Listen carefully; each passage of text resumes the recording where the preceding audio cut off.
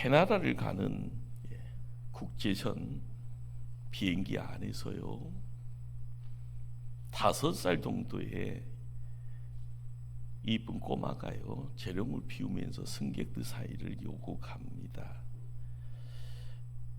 얼마나 귀여웠는가. 하는 짓이 이쁩니다. 그래서요, 장난감도 주기도 하고 과자도 주기도 하고요, 초콜릿까지 주는 사람이 있습니다. 이 아이는 사람들 가운데요, 춤을 추기도 합니다. 엄마 아빠가 어디 있는지 까마득하게 잊어버린 채 말입니다. 갑자기 이상 기류에요, 비행기 기체가 흔들리기 시작합니다. 천사 같은 이 소녀가 갑자기 얼굴빛이 하얘집니다. 갑자기요, 울음이 터져버립니다. 막 뛰어가요. 엄마 하고요. 그 이전에는 엄마가 어딘지 몰랐는데 꼬마가 푹 안기니 아이고 엄마구나 하고 다 알게 됩니다. 우리도 살면서 은치 않게 이상 기류를 느낄 때가 있습니다. 가정에서, 생업의 터전에서, 직장에서요, 학교에서요. 국가 체제가 붕괴될 것 같은 그런 충격 받을 때 있습니다. 그때마다 우리도요, 달려갈 수 있는 엄마의 품이 있다면 얼마나 좋을까요?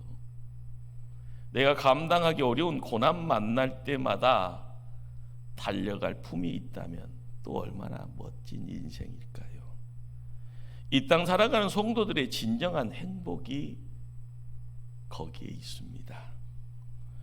성도들이 살면서 어쩔 수 없는 난관과 어려움 만나게 될 때 이런 문제 해결할 수 있는 가장 적절한 방법은요, 도망치는 것이 아니라 그냥 직면하는 겁니다. 그 문제 끌어안고 부딪히면서 정면 돌파합니다. 이런 행위를요, 성도들은 기도라라고 말합니다. 기도하면 문제 해결하고 극복할 수 있습니다. 기억하십시다. 성도들에게는 문제가 있는 것이 아니라 응답받을 기도 제목만 있을 뿐입니다. TV 프로 가운데요, 동물의 왕국이라는 프로가 있었죠. 오래전에 동물들이 떼를 지어서 싸움을 하게 되면서요, 그 중에 한 놈이 아주 깊은 상처를 입습니다. 상처 껴안고요, 동굴 속으로 숨어들었다가 아침 햇살 밝아오니 굴 속에 있는 이 동물이요, 웅크리고 앉아있지 않습니다. 그 상처 끌어안고 동굴밭 그리고 햇빛에 노출시킵니다. 햇빛에는 묘하게도 그 상처를 치료하는 능력이 나타난다고 합니다. 하나님을 믿는 성도도 육체적인 상처 때문에 아파서 웁니다. 누구 때문에 마음이 찢기져서 괴로워합니다. 영적인 아픔 때문에, 환경적인 좌절 때문에 처절히 몸부림칩니다. 그러나 한 마리 동물도요, 아픈 상처 드러내고 햇빛을 쬐듯이요, 성도도 마찬가지입니다.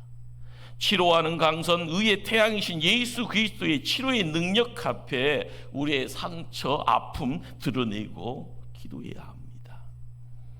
이때 주님은 치료하는 강선을 발하여 주십니다. 성령님의 기름 부음의 역사가 우리의 삶을 새롭게 변화시킬 줄 믿습니다. 그럼 기도하면 어떤 역사가 일어납니까? 첫째로요, 기도는 기도하는 사람을 변화시킵니다. 기도의 가장 영광스러운 결과는요, 기도하는 당사자가 변화됩니다. 기도는 내 잘못을 깨닫게 해주고요, 나의 잘못과 연약함을 알게 해줍니다. 하나님 말씀 앞에 불순종했던 나를 발견하게 되고요, 우리 자녀들이 속을 썩여서 기도하다가도 나중에는 내 자신이 하나님 앞에 얼마나 불순종했는가를 알게 됩니다. 좋아서 결혼했건만 시간 지나다 보니까요, 배우자가 N수가 되어져 있지만, 기도하다 보니 신랑 되신 주님 앞에 내 자신이 얼마나 순결하지 못한 신부인가를 깨닫게 됩니다. 사업 문제 놓고 기도하다 보니 세상에 하나님 도움 없으면 아무것도 할 수 없는 자신의 부족함만을 깨닫게 됩니다. 성도의 가장 위대한 축복이 뭘까요? 회개입니다. 회개는 하나님 앞에 다시 나를 세워주고요, 하나님과의 막힌 담이 무너지고요, 하늘의 문이 열립니다. 둘째로요, 기도는 환경을 변화시킵니다.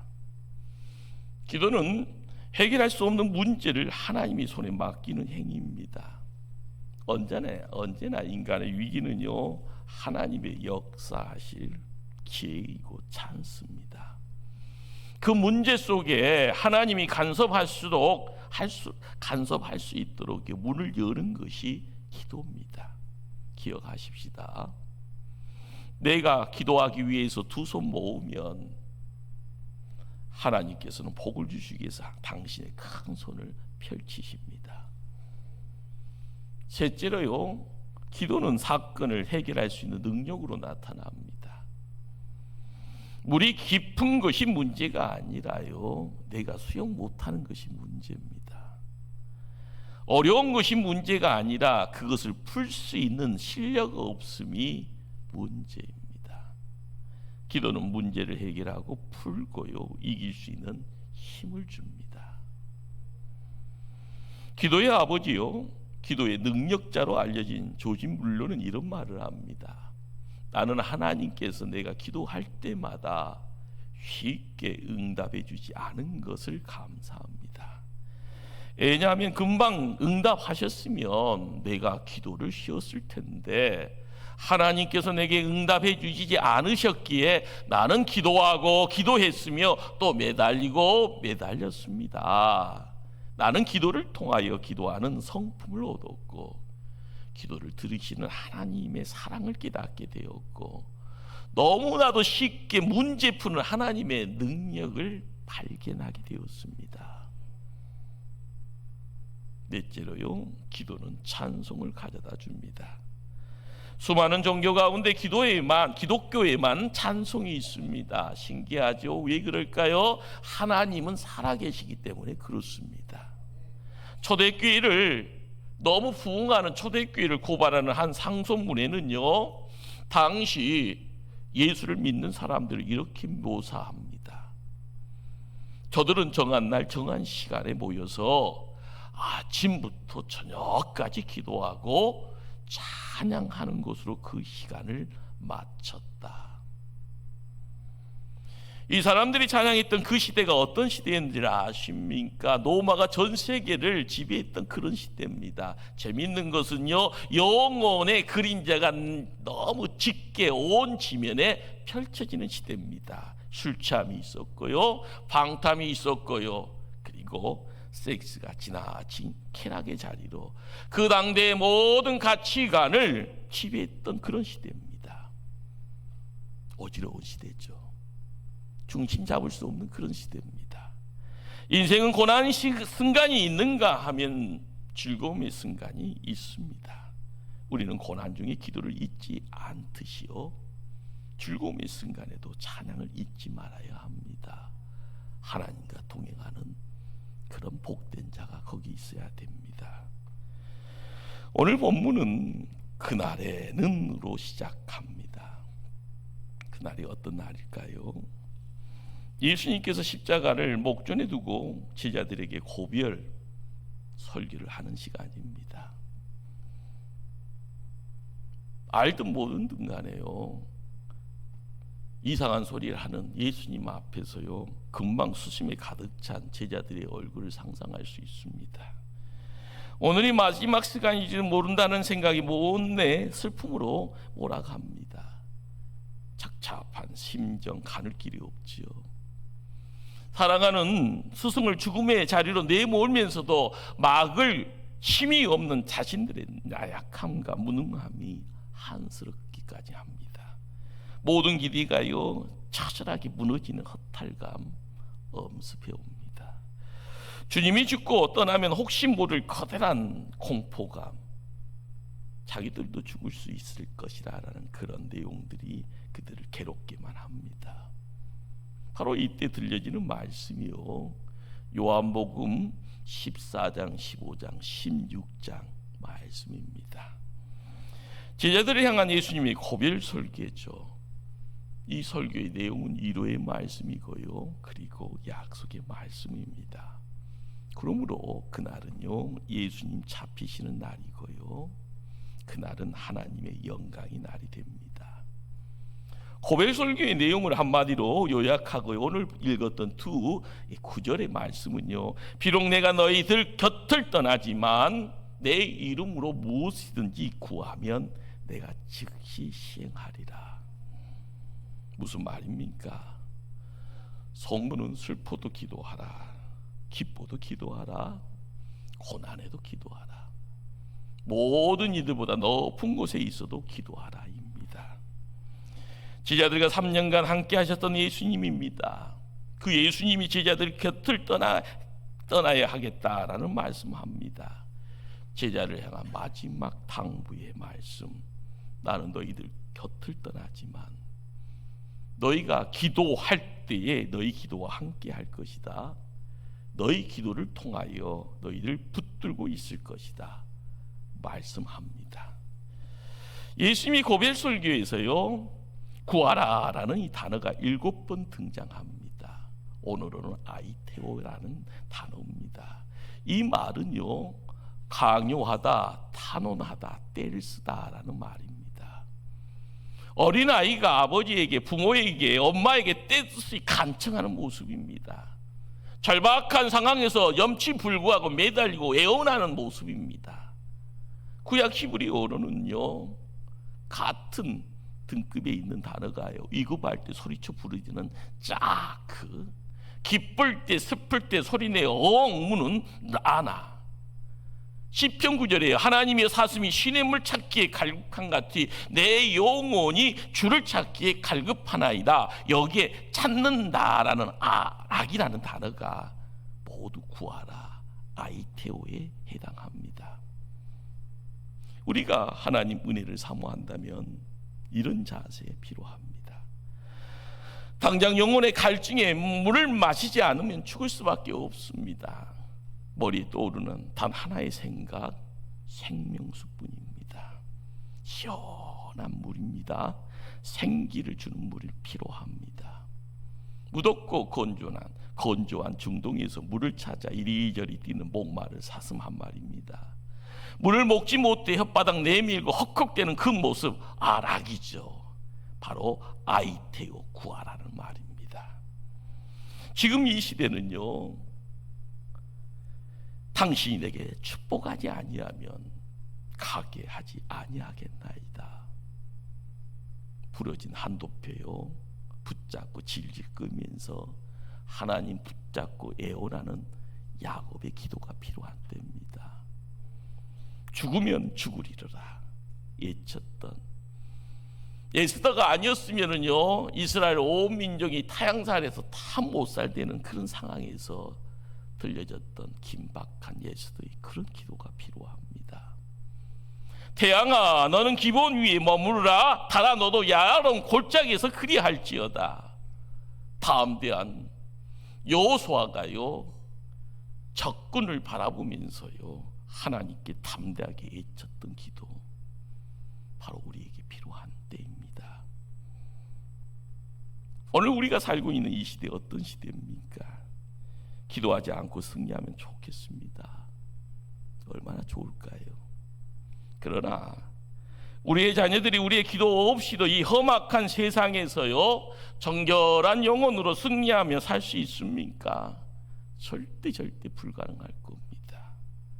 먼저 기도에 잘하셨던 예수님처럼 예수님이 제자 되기를 원하는 우리 또한 그 뒤를 따라가야 합니다. 하나님의 자녀들도 생존 경쟁의 대열에서요, 그렇습니다. 한 마리 짐승처럼 살 수밖에 없습니다. 내가 예수 믿어서 성도이게 하루라도 웃고만 살 수 있으면 얼마나 좋겠습니까? 어찌 기도하지 않고 살아갈 수 있겠는가? 불가능하기만 합니다. 낙심과 상심, 허탈과 공포, 불안과 착함, 이런 제자들의 모습은요, 곧 오늘을 살아가는 성도들의 실존이고요, 얼굴이기도 합니다. 질병과 사고, 배신과 기만, 참을 수 없는 울분과 억울함, 하루라도 똑바로 살아보리라 다짐했던 결심들이요, 한순간 허무하게 무너집니다. 영적인 실패와 타락, 큰 일에 당황하지 않고 작은 일에 범민하는 인생의 허약함, 우리의 모습입니다. 이런 상황에서 어찌 기도하지 않고 살아갈 수 있겠습니까? 살벌한 양육강식의 정글에서요, 이 살벌한 경쟁 대열에서 낙오자가 되어집니다. 이리저리 밀리고요, 찾아오는 수치감과 패배감에 어디 가서 또 치유를 받을 수 있겠습니까? 한없는 상처 끌어안고 살아가는 성도들이 어찌 기도하지 않고 어떻게 하나님 나라에 도착할 수 있겠습니까?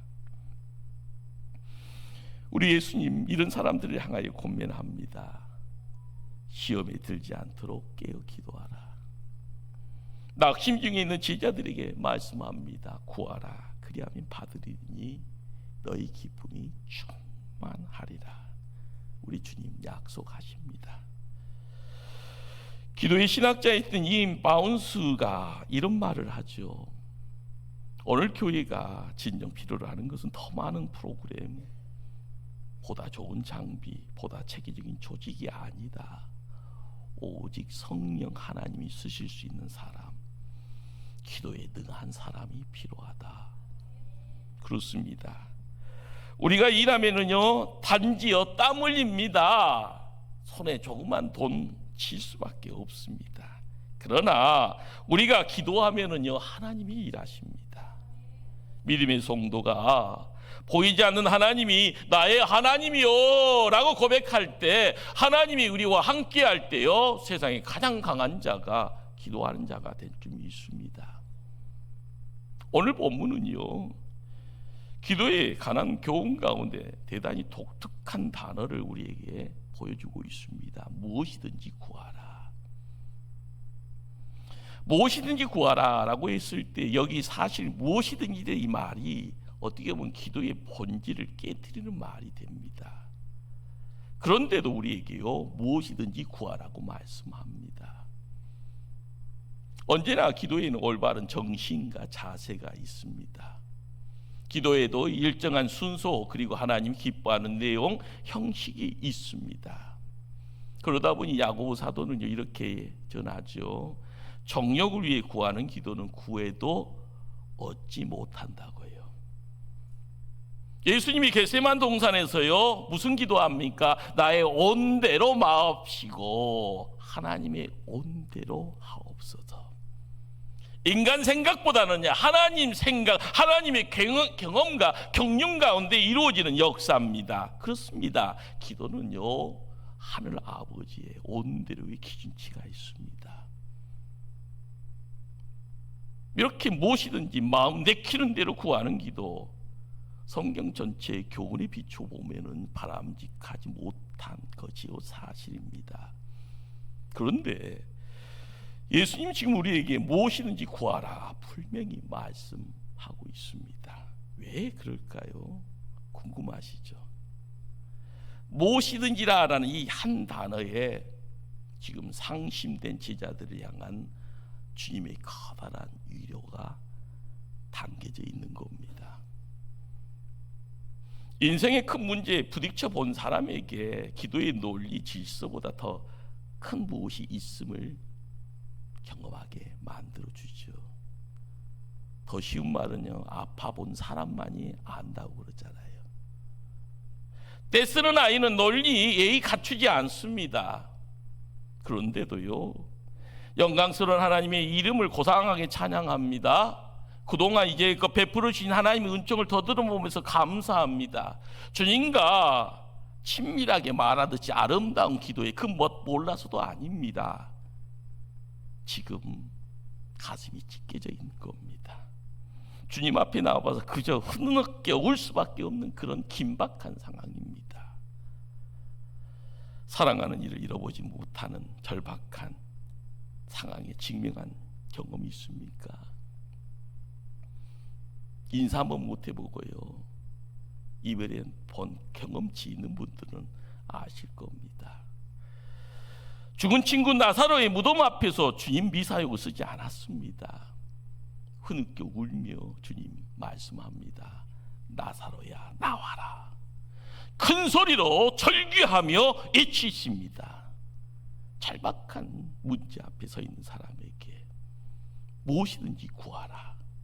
이 말씀은요, 얼마나 큰 위로가 될까요? 얼마나 기도의 자유를요 주는 말씀입니까? 무엇이든지. 얼마나 큰 특권인가요? 마음껏 주님께 부르짖어 아뢰 수 있는 무엇이든지와 그 무엇이든지 그 권세, 무엇이든지 그 특권을 우리는 알고 세상 살아가야 합니다. 우리 민족 지금 전에 없는 큰 위기 맞고 있습니다. 한국교회는 무서운 영적 침체와 몰락의 위기를 또한 직면하고 있습니다. 목사가 없어서가 아닙니다. 교회가 없어서도 아니고요. 조지 뮬러와 같은 기도의 거성이 없기 때문이고요.